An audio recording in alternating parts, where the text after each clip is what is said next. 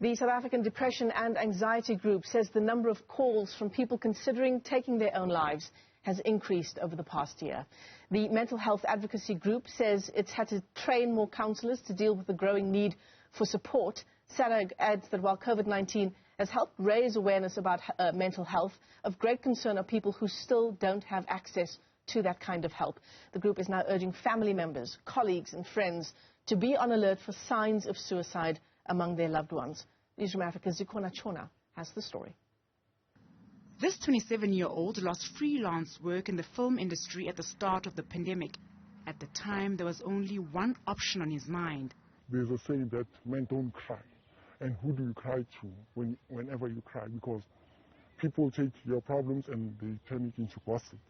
So that's how I came to a conclusion. Let me kill myself because no one cares already. He was based in Cape Town with his family living in Johannesburg. The distance added to his anxiety. It was there for me where I was like, okay, let me do it. Let me end it.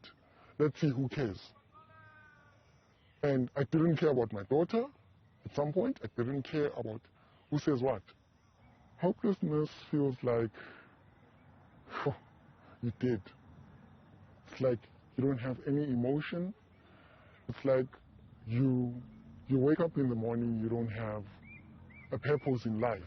He had prepared a lethal concoction. A phone call with a friend just as he was about to drink it saved his life. He then booked himself into a psychiatric hospital where he was able to get help.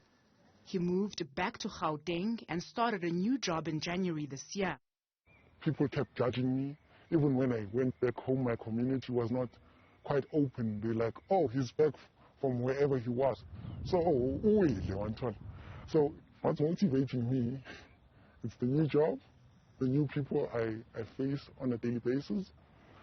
And my daughter is the biggest motivation now. She's the best thing I could ever ask for.